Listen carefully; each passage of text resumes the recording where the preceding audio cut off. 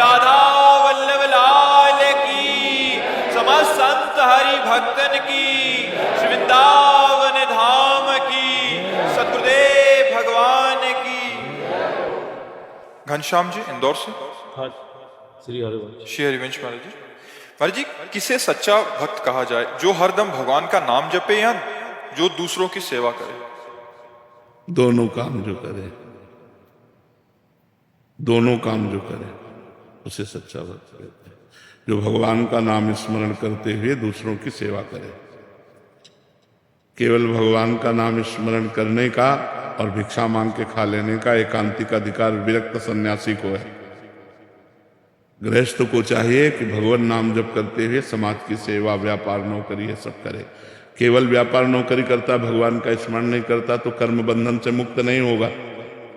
और केवल नाम जब बैठे बैठे कर रहा है तो परिवार का पोषण नहीं होगा, अपने कर्तव्य का पालन नहीं होगा।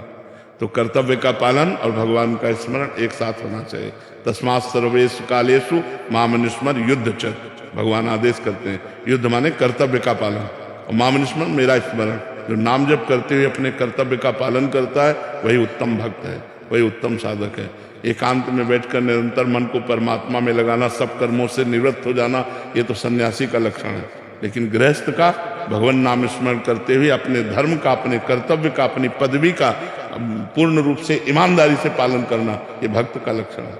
समझ पा रहे हैं आप? जैसे आप शुरू से साधना में रहे, तो मैं कहना चाह रही हूँ कि कभी आपको भी किसी ने निरुत्साहित किया था कि तुम्हारे बस की बात नहीं, जैसे भजन सबसे डिफिकल्ट चीज है पूरे वर्ल्ड। ऐसों का संग ही नहीं हुआ, हमारा संग हुआ सिद्ध महापुरुषों का, जो निरंतर ब्रह्माकार भगवताकार, जिनके देखते ही आग लग जाए कि मैं परमात्मा प्राप्ति कैसे करूं। ऐसा संग ही नहीं हुआ। गंगा किनारे ऐसे लोग थोड़ी मिलते हैं, हुआ तो इससे दो का गढ़ है, एक से एक भगवत प्राप्त महापुरुषों के दर्शन होते रहे तो एक नई आग जलती रही कि मैं कैसे इस सिद्धावस्था को प्राप्त करूं, मैं कैसे ब्रह्मबोध प्राप्त करूं, ये लगन लगी रही। ऐसे लोगों का संग ही नहीं हुआ भगवान की कृपा से। मेरा प्रश्न मतलब इसमें ये था कि अब जैसे हमें लोग मिलते बड़े हमारे, तो आप बोलते कि सलाह लेनी जरूरी कि क्या करना चाहिए? पढ़ाई के विषय में पूछ रहे हैं महाराज जी कि मतलब कोई निरुत्साहित करे, तेरे बस का नहीं है ये बनना।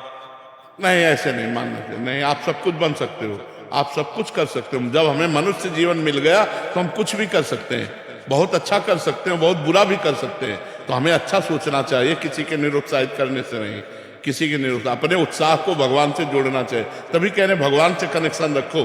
भगवान से अगर हमारा संबंध है तो लोगों के निरुत्साहित करने से नहीं होता। मतलब जब आप हमारी अवस्था में, तो 20-21 में, तो आपकी मानसिक स्थिति क्या आती है अपने लक्ष्य को लेकर? भगवान की प्राप्ति, केवल भगवान की प्राप्ति, केवल भगवान। हम तो 13 वर्ष की अवस्था से घर से निकले। हम हमारे जब गुरु आश्रम में रहे, हल्की हल्की आ रही थी मुझ के, तो देखो पक गए। एक ही लक्ष्य था भगवान की प्राप्ति, बस। हम घर से निकले थे तो एक ही लक्ष्य था भगवान की प्राप्ति, मुझे भगवान मिल जाए, बस, और कुछ नहीं। और हमें पता ही नहीं था संसार के भोगों का, उस समय तो पता ही नहीं था, क्योंकि गांव में पैदा हुए। गांव में 15, 16, 17 तक तो, अब तो मतलब 12 वर्ष का बच्चा आपको पढ़ा देगा क्योंकि मोबाइल रखता है। उस समय मोबाइल की सृष्टि नहीं थी। और 13 वर्ष की अवस्था में बचपन से हमारा अभ्यास था गीता, रामायण, चालीसा, ये सब पढ़ना। तो हमारे दिमाग में एक बात बैठ गई थी कि जीवन का परम लाभ है भगवान की प्राप्ति। नहीं, कभी कभी जैसे ऐसी स्थितियां आई हैं तो भगवान ने तुरंत चमत्कार दिखाया है। भगवान ने तुरंत हमारे मन को घसीटा है। जैसे कई बार निराशा आई कि मतलब ऐसी परिस्थिति, इतना कष्ट सह रहा हूं फिर भी कुछ अंदर अनुभव में नहीं आ रहा है, बड़े उदास हुए, खिन्न, तो कोई न कोई संत आ गए और ऐसा उपदेश किए कि एकदम मन में फिर उत्साह हुआ, फिर आगे बढ़े, फिर आगे बढ़े। अब तो कोई ना उत्साह की ना निरुत्साह की, इनका कोई महत्व नहीं रह गया। अब उत्साह का भी और निरुत्साह का कोई महत्व नहीं रह गया। चाहे मन विषाद युक्त हो या हर्ष युक्त हो, इससे कोई संबंध नहीं रह गया। अब तो मतलब भगवान की केवल अपार कृपा में डूब रहा हूं। नहीं तो शरीर को लेकर के अगर हम वर्णन करें तो कष्ट ही कष्ट है। तो हम अब यही तो मजा है, मनुष्य जीवन का यही मजा है कि मृत्यु का दुख भोगते हुए भी ताल ठोक के निकल जाए, हर कष्ट सहते हुए मुस्कुरा के निकल जाए। यही तो मस्ती है, और किसी मस्ती सही हम जितेंद्रियता, भगवान का चिंतन, यही मजा है। मजा ये है कि अपने आप में अपने आप से संतुष्ट रहो। शरीर बीमार है तो बीमार रहने दो, क्या फर्क पड़ता है। निकुंज अग्रवाल जी मथुरा से। श्री हरिवंश महाराज जी। महाराज जी, मैंने आपके सत्संग में प्राय कई बार सुना है कि हमें अपने जीवन में भजन करते रहना चाहिए, भजन से सब कुछ प्राप्त हो सकता है। महाराज जी, मेरा प्रश्न है कि भजन का वास्तविक अर्थ क्या है? महाराज जी, क्या भजन और नाम जप एक ही होता है? वैसे भजन का तात्पर्य होता है भगवत भाव में भर करके ठाकुर सेवा, समाज सेवा, माता पिता की सेवा, परिवार की सेवा, इसे भजन कहते हैं। और जो नाम, उसे जप कहते हैं, सुमिरन कहते हैं, चिंतन कहते हैं। इसीलिए महान ज्ञानियों में अग्रगण्य श्री हनुमान जी महाराज कहते हैं, कहा हनुमंत विपति प्रभु सोई, जब तो सुमिरन भजन न होई। दो शब्दों का प्रयोग किया, सुमिरन नाम जप और भजन सेवा। नाम जप करते हुए समाज की सेवा, परिवार की सेवा। इसे ही गीता में भगवान जी कह रहे हैं, सर्वदा सर्वकालेषु माम निस्मर युद्ध च। मेरा स्मरण करते हुए युद्ध रूपी भजन कर। भजन मतलब सेवा, कर्तव्य का पालन करना, ये भजन के अंतर्गत आता है।